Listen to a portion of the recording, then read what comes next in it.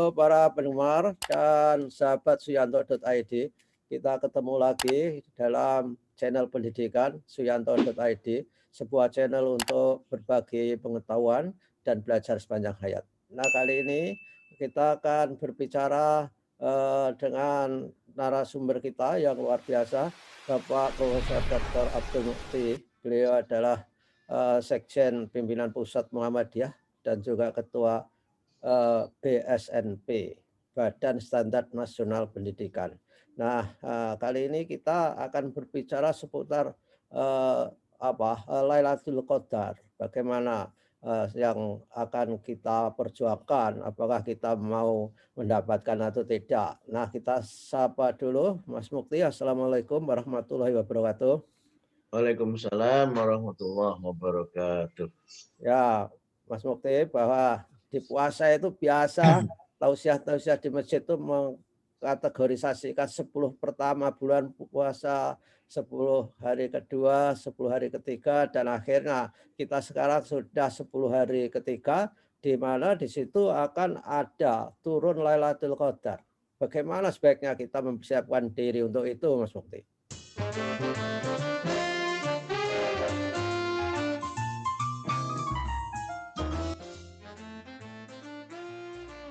Monggo. Ya, terima kasih Pak Yanto. Ada yang bilang turun Lailatul Qadar itu kalau dapat THR katanya. Kalau dapat THR, wah ini dapat Lailatul Qadar ini.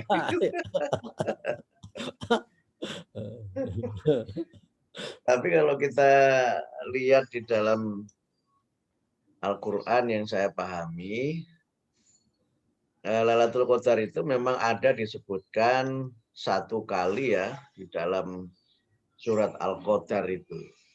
Ya. Yang di situ dijelaskan bagaimana Allah menurunkan Al-Quran itu pada malam kemuliaan. Inna anzalnahu fi lailatul qadr. Sungguhnya Allah itu menurunkan hu-nya itu, domirnya itu kembali kepada Al-Quran. Allah menurunkan Al-Quran itu pada malam Qadar atau malam kemuliaan. Ya. Wama adraka ma lailatul qadr, dan tahukah kamu apakah Lailatul Qadar itu? Jelaskan kemudian Lailatul Qadri khairum min alfi syahrin. Malam Qadar itu, Lailatul Qadar itu lebih utama daripada 1000 bulan. Oh, 1000 bulan, ya. Nah, pada malam itu disebutkan tanah jalur malaikatu warruhu fiha. Pada malam itu para malaikat dan termasuk di dalamnya ar-ruh. Ar-ruh itu artinya malaikat Jibril ya. Nama lain dari Jibril itu ar-ruh. Di antara para malaikat itu ada juga Jibril yang ikut turun. Karena jalur malaikatu warruhu fiha bi'idni rabbihim. Semuanya turun atas izin Tuhannya. Kemudian disebutkan bi'idni rabbihim. Kemudian salamun hiya hatta matla'il fajr. Nah, karena itu disebutkan bahwa malam Qadar itu ya turun pada malam itu dan semuanya sejahtera gitu kan. Karena jalur malaikatu warruhu fiha bi'idni rabbihim min kulli amrin, itu isinya itu para malaikat itu bersama Jibril turun itu membawa semua urusan, Nah, salamun hiya hatta matla'il fajr, kemudian selamatlah dia sampai terbit fajar. Semua semua tupoksi malaikat di bawah itu. Ya, jadi maksudnya saya mungkin memahaminya agak beda dengan yang selama ini berkembang di masyarakat, Pak Yanto. Jadi kalau malam kemuliaan itu, malam Qadar itu menurut sebagian ulama adalah malam di mana Allah menurunkan Al-Quran dari Sidratul Muntaha gitu, dari langit yang ketujuh ke langit dunia, Sidratul Muntaha. Jadi turun secara sekaligus ini, Proses turunnya Al-Quran itu kalau dibagi secara periode Pak Yanto itu kan ada 3 ya. Ah, Turunnya Al-Quran dari Sidrat Muntaha ke langit dunia. Nah, ya, itu yang secara sekaligus, yang peristiwanya disebut sebagai Lailatul Qadar itu. oke. Kemudian yang kedua, minas sama dunya ila Muhammad Shallallahu Alaihi Wasallam. Jadi dari langit dunia kepada Nabi Muhammad itu yang turunnya berangsur-angsur, Oke. berangsur-angsur. Nah, turun yang pertama itu pada 17 Ramadan, itu yang diperingati dengan Nuzulul Quran. Quran, ya.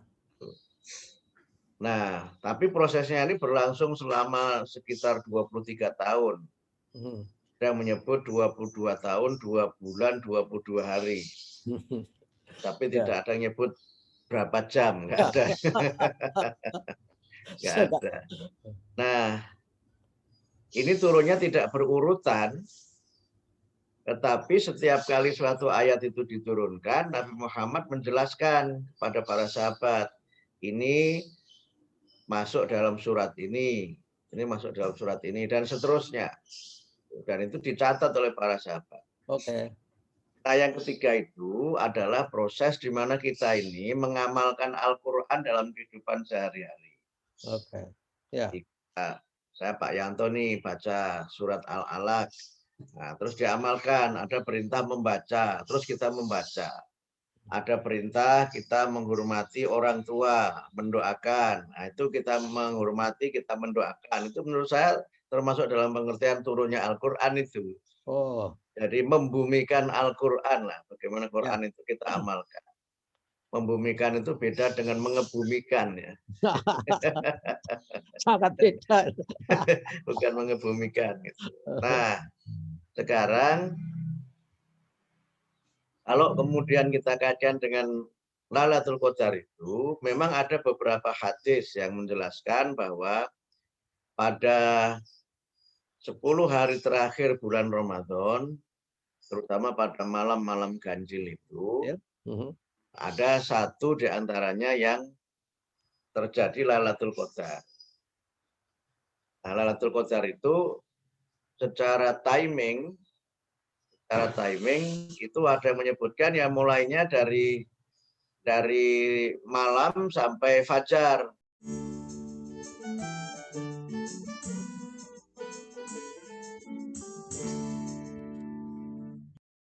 Jadi ada malam yang pada salah satu dari malam ganjil itu turun Lailatul Qadar. Tapi tidak disebutkan kapannya, itu tidak Ya. disebut. Ya, supaya ditetapkan rahasia supaya orang bersemangat untuk mengejar. Ya, dalam konteks belajar kira-kira orang ulangan soalnya tidak diberikan dulu. Kira-kira itu semua orang belajar gitu. Nah, tetapi memang juga ada yang berpendapat hadis-hadis yang menjelaskan tentang Lailatul Qadar itu tidak ada yang derajatnya sahih. Oh, gitu ya. Jadi itu lebih merupakan cara bagaimana agar manusia ini memperbanyak ibadah pada 10 hari yang terakhir. Ya. Karena kadang-kadang ada teman yang bercanda begini, oke lah kalau pada malam ganjil ya. Tetapi kalau misalnya Ramadannya mulainya berbeda, nanti malaikat ikut yang mana ini? Gitu. Iya juga. Kan kadang mulainya ada yang beda tuh, mulainya awal Ramadan. Ya, Bahkan betul. kadang-kadang hari rayanya juga sering beda kan. Malah sering ya. Ya. Cuma kadang orang tidak rame kalau perbedaan awal Ramadan, biasanya cenderung ikut yang belakangan. Nah, kalau nanti mulainya berbeda kan berarti hitungannya kan menjadi berbeda Pak Yanto. Ya, ganjil Jadi iya ganjil. kan yang satu menghitung ini sudah 21, yang satu baru 20. Nah, ini malaikat ikut siapa ini? Ikut yang mana ini gitu.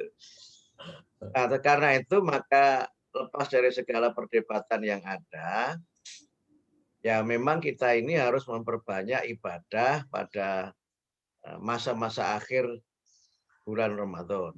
Hmm. Mungkin istilah yang sekarang dipakai mungkin ada istilahnya apa ya, sprint before finish gitu Oh kan. ya ya. Wah, sebelum finish itu kan orang biasanya masih mau kenceng lagi gitu.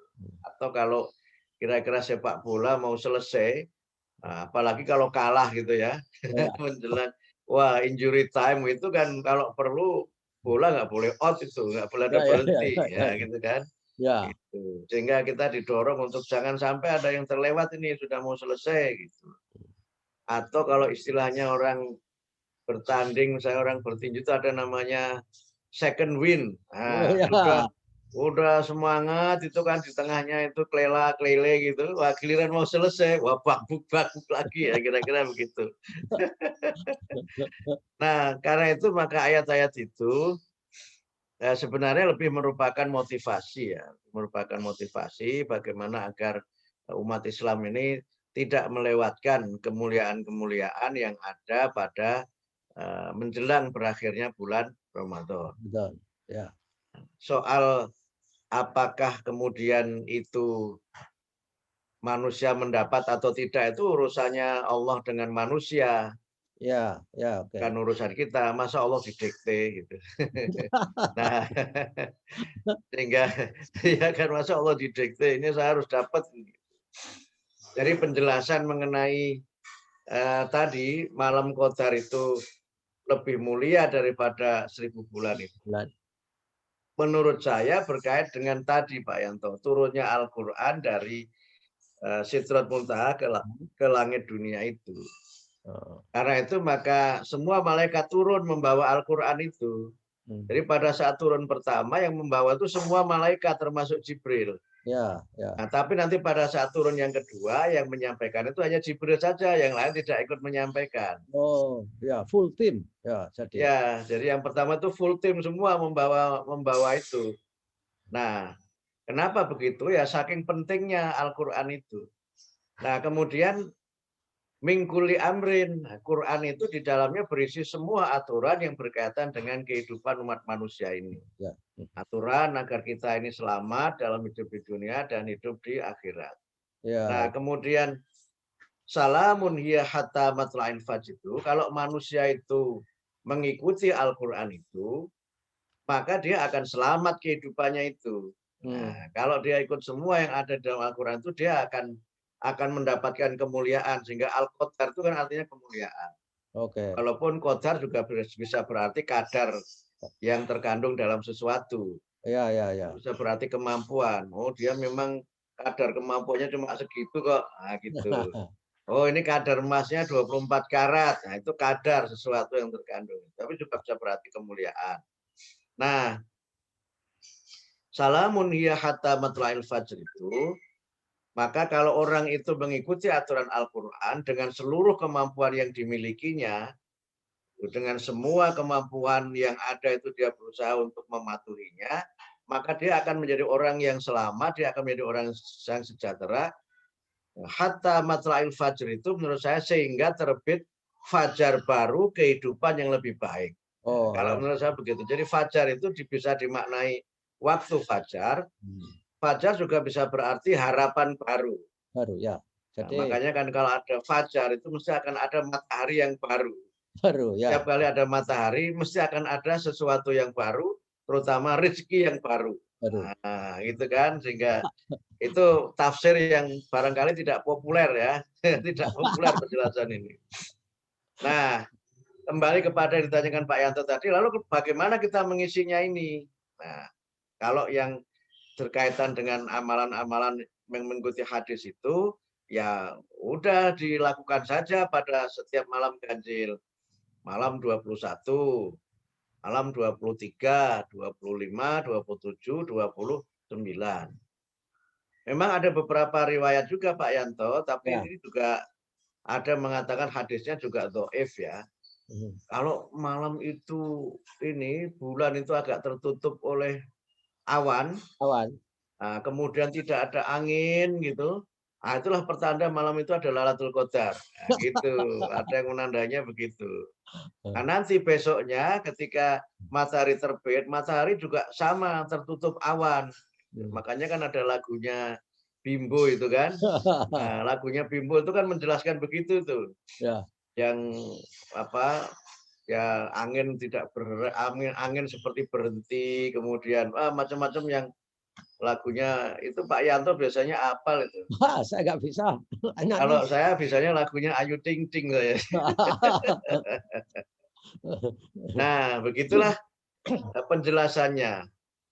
Nah, karena itu maka bagaimana agar kita bisa mendapatkan Lailatul Qadar itu ya memang juga seperti yang dulu kita bicarakan soal Ramadan, dia akan mendapatkan kalau pada saat malam Lailatul Qadar itu terjadi dia sedang beribadah. Oke. Nah, sebagian kemudian menganjurkan ibadahnya apa?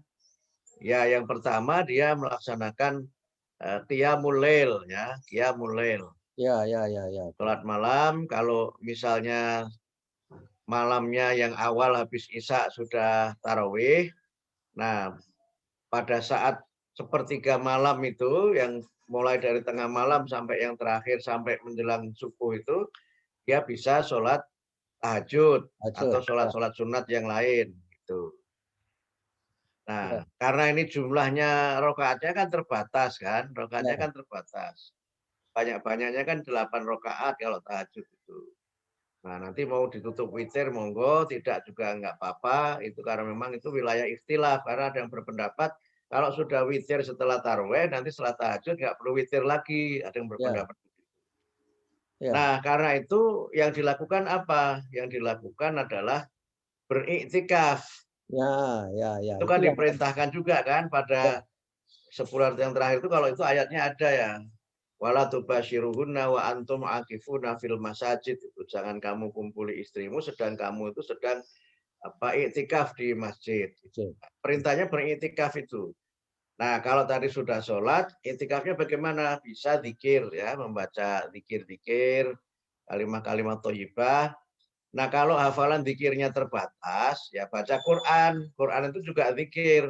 Oke. Ya, Quran itu disebut sebagai adzikir kan juga artinya selain berarti peringatan, Quran juga bisa berarti bacaan yang dengan itu kita berzikir, kita senantiasa ingat Allah karena Quran itu kan kalamullah.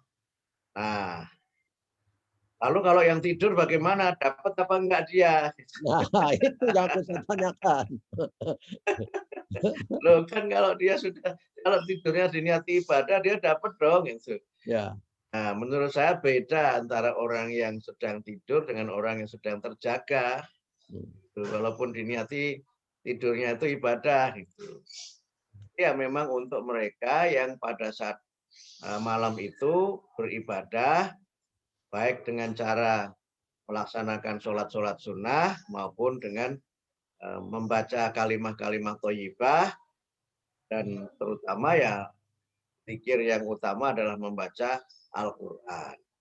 Mas Itu. Mufti, kelihatannya Ya, di sekitar Lailatul Qadar, iktikaf itu yang direkomended amalan itu hanya kepada Allah saja ya kelihatannya. Tidak tidak ada kesempatan yang lebih luas beribadah untuk sesama manusia. Karena malam hari dan ikutan siangnya kan nggak ada itu. Gimana itu? ya ibadah-ibadah itu kan memang ada waktu-waktunya Pak Yanto. Ya, Jadi ada waktu-waktunya. Makanya disebut ibadah itu karena dia ada ketentuan baik menyangkut waktu maupun menyangkut pelaksanaan. hmm. Makanya kita juga nggak boleh kan taraweh siang hari. Daripada malam ngantuk saya tarawehnya siang aja deh, nggak boleh. Ibadah itu ada waktu-waktunya. Nah karena itu memang ya yang dicontohkan dan yang disebutkan di dalam banyak hadis itu ibadahnya ya pada dan malamnya itu ada yang berpendapat ibadah yang paling kuat ya pendapat yang paling kuat itu yang waktu mulai tengah malam itu setelah jam 12 itu Pak Yanto sampai menjelang fajar sampai ada yang Ya, menyebut sampai waktu imsak itu. ya. Tapi ada yang menyampaikan juga mulai dari yang namanya malam itu dalam sistem kalender bulan itu kan sejak matahari terbenam itu sudah dihitung malam Mhm. gitu. Ya. Sudah dihitung malam. Nah, karena itu bisa saja iktikaf Lailatul Qadarnya bisa dimulai dari setelah maghrib gitu kan, setelah maghrib sampai fajar. Ada yang berpendapat begitu.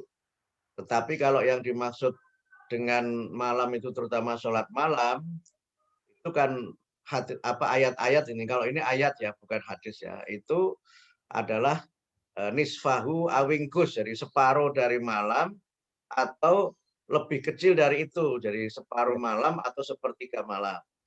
Nah, kalau malam itu kita belah dua gitu kan, misalnya antara jam 6 sampai jam 12, kemudian jam 12 sampai jam setengah 4 gitu atau jam 4, maka kan ketemunya kan jam 12 itu. Ya. Separuhnya kan itu yang dihitung.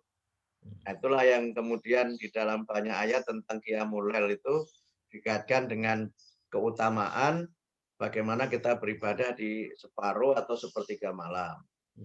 Nah, dalam hadis disebutkan di antara kemuliaan itu adalah kamu bangun di tengah malam gitu, ketika orang sedang tidur. Nah, itu kan memang lebih dikaitkan dengan bagaimana kita ini melakukan refleksi ya, ketenangan, muhasabah, sehingga kalau tengah malam seperti itu kan suasana sangat ada tranquility ya, suasana itu sangat tenang begitu, sehingga kita ini bisa bermuhasabah lebih khusyuk dan bisa menenangkan diri kita ini, kemudian fokus untuk kita mendapatkan ampunan dari Allah. Ya, Mas Mufti. Tadi kalau nggak hafal amalan zikir, kita bisa baca Al-Quran ketika itikaf. Nah, itikaf itu kan di masjid-masjid itu dimatikan lampunya, klesik-klesik. Bacanya gimana? Iya. Atau Ya ada yang begitu. Ada yang begitu. Di rumah juga ada yang begitu, Pak. Saya punya kawan kalau dia tahajud itu lampunya dimatikan, alasannya supaya dia lebih tenang gitu, nggak diganggu atau nggak terganggu oleh berbagai hal gitu. Nah kalau di masjid baca Quran lampunya mati ya nggak kelihatan, kecuali dia hafal ya, kecuali kalau dia hafal. Nah, dan baca Al-Quran ketika itikaf, misalnya baca Al-Quran itu memang harus bersuara atau dibatin juga boleh?